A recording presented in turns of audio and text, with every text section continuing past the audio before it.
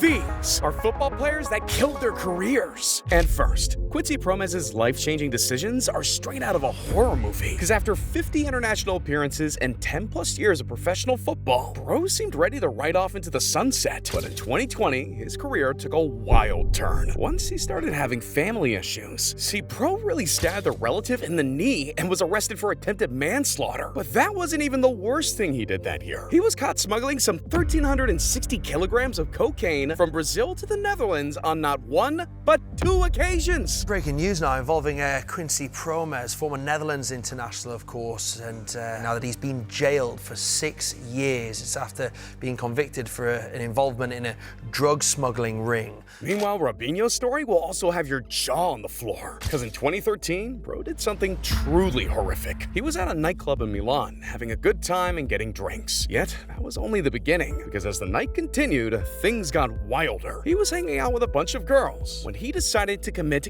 gang rape. And honestly, Bro must have thought he was invincible. Because the sad thing is, he almost got away with it. It wasn't until 4 years later that he was finally convicted. Today, Robinho is set to serve a 9-year sentence in prison. But another player went viral for not his actions, but for his body. See, in 2017, West Ham midfielder Samir Nasri was banned from football due to doping. And Bro was only supposed to be out of action for 6 months. But that was quickly extended to 18 months following a UEFA ruling. And once Nasri saw his career getting away from him, Bro completely gave up. Because after retirement, he showed up to a charity match looking like this.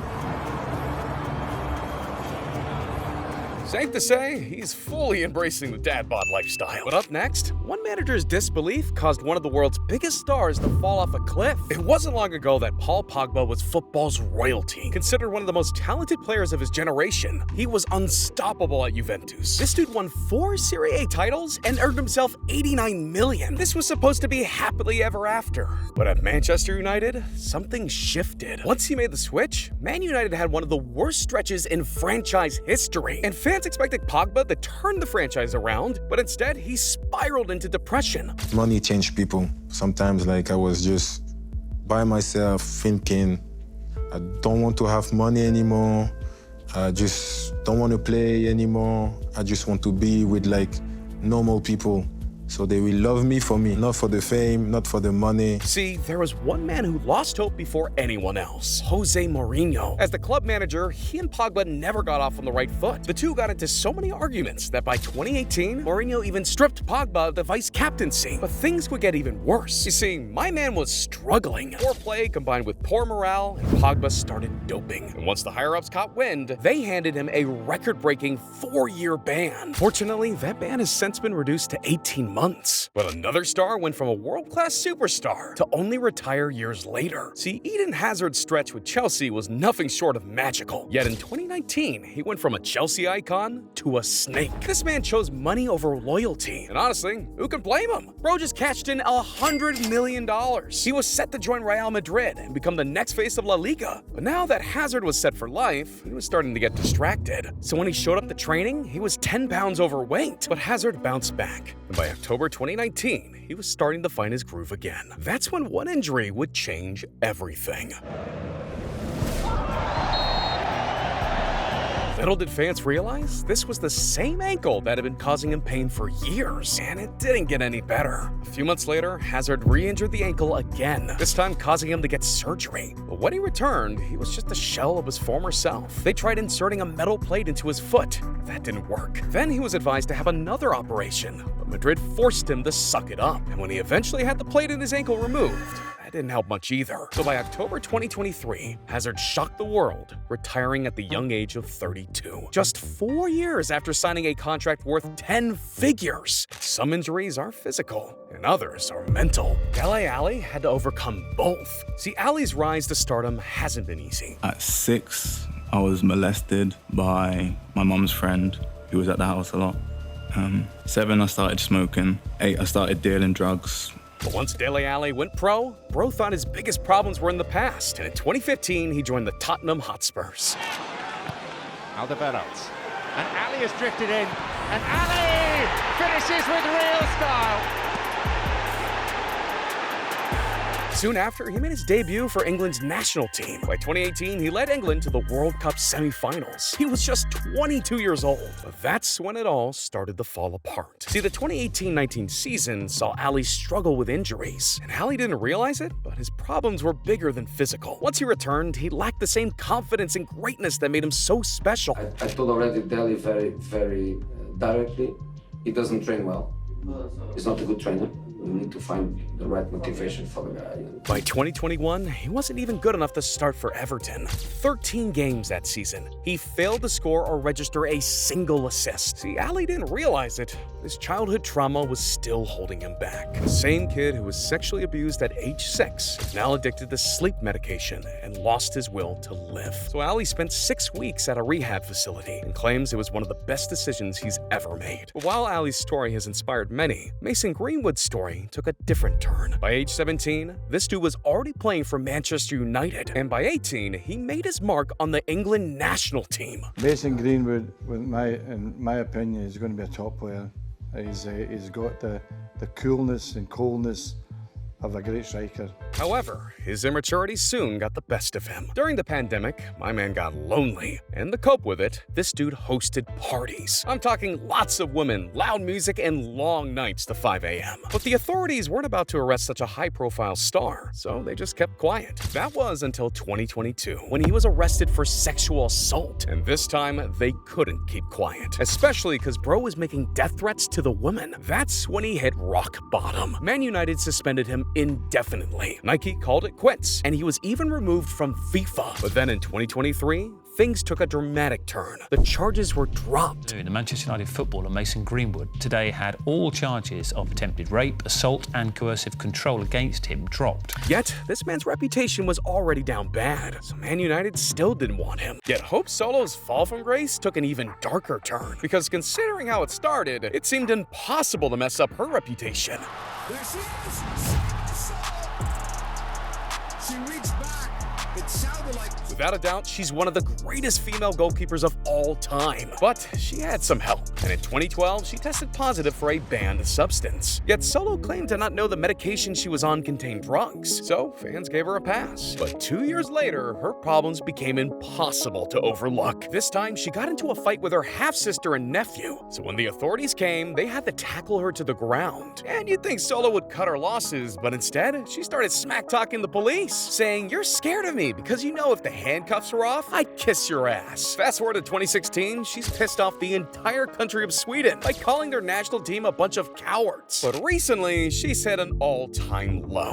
Fast asleep behind the wheel, her SUV is running, her twin toddlers in the back seat. How much have you drink tonight? You sure? Step out of the vehicle.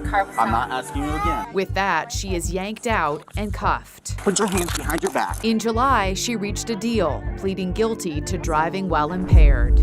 Dang, that's tough to watch. Let's hope that Hope Solo gets the help she deserves. But nobody wanted to turn their life around more than Paul Gascoigne. To many, he's known as one of the greatest English players of all time. But post-retirement hasn't been kind to Gascoigne. Without football in his life, he can't even watch a game without getting depressed. So long story short, he made alcohol his main coping mechanism. From retirement in 2004 to 2014, he's gone to alcohol rehab 7 times. And it's gotten so out of control that he started taking extreme measures. He once attended a clinic that costed him $6 grand a month. And on another occasion, he paid 20 grand to have anti-boozing pellets put into his stomach. My man tried everything. And ultimately, he's come to a harsh conclusion. But I used to be a happy drunk, you know, and I ain't anymore.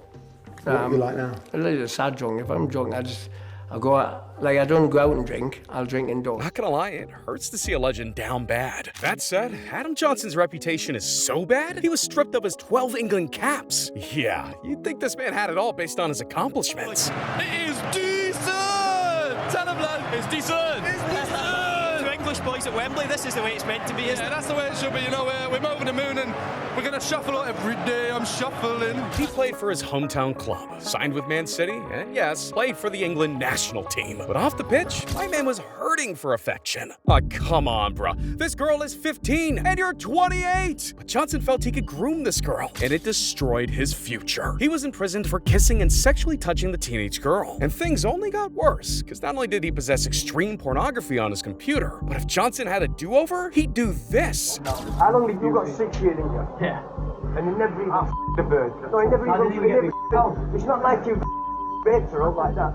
No, I wish did this shit. All right, bro. This is beyond messed up. So messed up that the victim couldn't even show her face without being bullied. That's bad. Ravel Morrison's got me feeling bad on his behalf. Because if anyone deserved success, it was Morrison. From a young age, it was clear that this dude was different. He came from a rough upbringing, but bro had that it factor. While at Manchester United Academy, Sir Alex Ferguson, one of football's most respected managers, famously called Morrison the best young player he had ever seen at his age. The old boss said to me, look at this kid number 7 on the training pitch, come and watch him for a minute. Best kid he's ever seen. And he was just taking the mick out of all the other players on the pitch. Fans nicknamed him the Wonder Kid. And once he finally made his debut for Manchester United, Morrison was so thankful, he wrote his manager a letter. Rio, my first and lasting impression in Ravel as a young lad was he has always got time and space. Always available to be on the ball. Another thing about Ravel which I've always treasured because no other young player who made their debut did it. After the first game in the first team that he played, the next morning he came to my office and gave me a letter thanking me for giving him his debut. I was gobsmacked, Rio. The boy had a good heart. He was just beaten by his background. But bro needed one thing above all else: money. In fact, one time he got kicked out of a changing room for stealing. He had to steal other players' cleats and sell them off just to get by and put dinner on the table. And ultimately, this was just the beginning. Sir Alex Ferguson, the same manager who called him the best young player he'd ever seen, was mad concerned. So Ferguson shipped him off to West Ham United for a fresh start. Only Morrison seemed lost and lacked effort in training, causing West Ham United to also give up. Still, Morrison possessed undeniable talent. The problem was, he couldn't find a home. Would you look back on your time growing up, even now, would you say you had some problems yourself? Like with depression and stuff. Yeah. Yeah, I was like, when I was in Italy, I was very depressed. I wasn't playing, could be the best player in training, and he was never going to get the opportunity. And yeah, it was dark then. I was going through a dark time in life then. Is it possible to talk to teammates, to the manager? No, never really. By the time he was 30, he had already played for 14 different clubs. But while Morrison's main problem was money and work ethic, Philippe Coutinho is the third most expensive footballer of all time. So how did he manage to kill his career? Well, it all went downhill once he left Liverpool, which is ironic because this was Coutinho's childhood dream come true. Estoy muy contento, muy feliz de llegar aquí. Es mi sueño, como he dicho, y espero en el campo responder todas las expectativas. He left Liverpool to play with Lionel Messi and Luis Suarez. And to make it happen, Liverpool received $176 million, a record transfer fee. This was supposed to be a win-win deal for both sides. However, Barcelona didn't know how to use them. With the offense centered around Messi, Coutinho often found himself playing out of position. And long before, he found himself loaned out to Bayern Munich. His confidence was now at an all-time low. And when he returned to Barca, bro suffered a serious knee injury, meaning that by 2022, Coutinho moved to play on for Aston Villa. After all, Steven Gerrard, his former Liverpool teammate, was now the club manager. And if anyone could get this man back on track, it was Gerrard. Yet continued injuries and decreased play all but ended his time as a star. Which brings us to Andy van der Meyde, who not only destroyed his career, he destroyed his family. By 2005, this dude joined Everton, and fans thought he was the next big thing until injuries started to add up. And instead of coming back stronger than ever, Mo started feeling sorry for himself. When he came back, minutes were limited, and the sport he once loved was no longer the same. He started drinking to cope with the pain and became seriously depressed. Then, in January 2006, a severe thigh injury kept him out for 6 months. That's when the problems started to add up. He developed insomnia, stole sleeping pills from the club, and started taking cocaine. But van der Meyde's life continued to spiral. He took coke and alcohol and partied 7 days a week. And in the process, his wife knew something was up. So she hired a private investigator that found him in bed with a stripper. This man was living the life of a playboy footballer to the extreme, and it costed him his marriage. But he's not the only party boy on this list. Adriano is a Brazilian legend, earning 48 caps for his country and scoring 27 international goals. But like the rest of us, he's human. And in 2004, Adriano got the worst noose imaginable. 9 days later, August 4th, 2004, I was back in Europe with Inter. I got a call from home. They told me my father had died. Heart attack. He loved the game, so I loved the game. It was that simple. It was my destiny. When I played football, I played for my family. When I scored for my family.